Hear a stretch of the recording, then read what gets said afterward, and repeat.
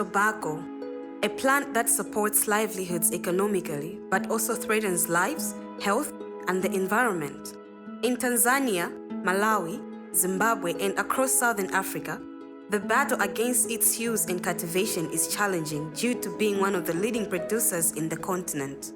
Zinanga ni Joseph Makanya namba kusuta 2008 paka na panopa kumachambeni kusuta palibe vuto linaona ine kamene ati kudwala ayi masuta kuno bwino kuma vuto limaona ine pang'ono nthawi nake kasuwa foja chibaba chimandigwira kutima mumafuna disute basi ne Thomas Jogolo foja mene masuda nena kuti ine makaoni ndiliji baba nakuti chikunibodeka kwa mena kuti osasula siku mene sinimaona bwino ndipo ntchito siningagwira zamavuto nakuti ndimathawa kamera ndi magazi nakuti mene masodium nakuti zinthu zona kuti zosakhala bwino zononga mena moyo koma fana kuti chani ndinachivomereza kuti cha mtima wanga mene mapangane tsiku ndi tsiku opanda kusula ndi kuti sinimafira bo. Zina langa ndine Graciano Misana. Zona ineyo ulimi wanga ni malima fodia. Ulimi wanga wa fodia nawo yamba 1994. Mukaninaza mankhwala amene timagwisa ntchito ku Nazareth kwathu. Mankhwala yamatipasa mavuto. Monga ye ine mulimi mozi Graciano Misana andipasa mavuto. Kani matso. Ngati timaziteteza kumaso pena pake chifupa chimatani chimauluka chimakupeza maso. Ndilo maso wanga pakali pa. Malipita kuti ndiyang'ane bwino kuti ndiyerenge papepa nditaimi magasi pale basi. Ndiye icho timangopirira napo kuona kuti sino ntchito poti sila pale pera sikuti ndathawira pa window. Nindu limene nimalipeza likalima foda kuchokera zaka za mbuyo. Nindu limapeza koma ulima foda simadalika chaka ndi chaka. Umati chaka china uonezo koma. Chaka china ugwe nayo. But the effects of tobacco don't end with users and farmers. Health professionals tirelessly treat tobacco-related diseases. I'm Tabio Kaila, and I am a state-registered nursing officer. Unhealthy habits such as tobacco use in form of smoking can put a person at risk of developing coronary heart diseases.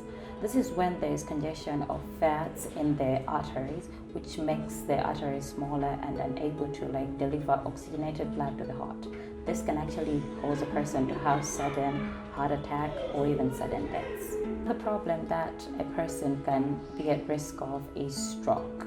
Stroke can be caused in different ways, but one of the ways is that when you inhale tobacco, it can actually put a person at risk of developing blood clots, and these blood clots can actually cause a person to actually have stroke. Tobacco use also puts a person at risk of developing cancer. There are different kinds of cancer that a person can develop, including lung cancer and esophageal cancer.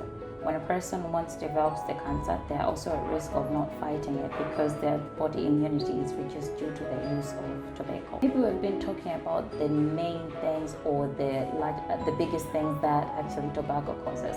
What about we talk about one thing that actually is very common and we can actually see with our own eyes? Dental problems that tobacco use can actually cause a person. People are at risk of developing gum problems when they're actually using tobacco. I believe we've seen people who use tobacco through smoking, they have black lips, and even their teeth can be stained as well. Aside from that, they're actually at risk of developing other gum problems. But these are only not limited to the things that we actually are mentioning today. Zinanga ndine Mr. Joseph, ngane kusuta fodia mbali ya ine simaganiza bwino chifukwa ine simbali yanga kuti ngasute fodia. Chifukwa chokuti fodia siyenera patapita munthu kusuta.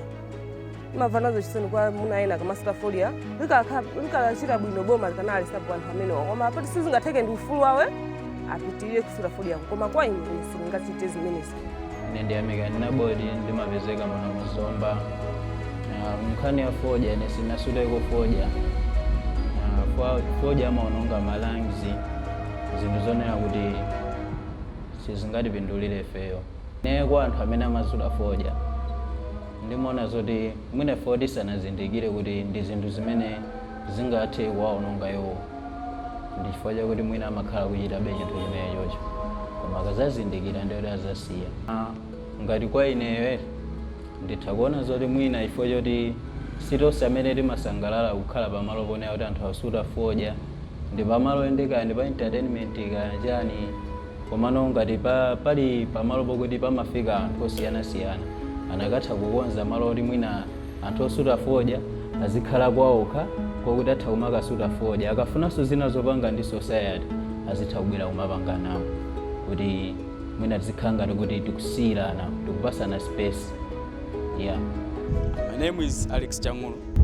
Firstly, I will highlight that tobacco plays a central role in the economy of the Republic of Malawi because 60% of total exports comes from tobacco.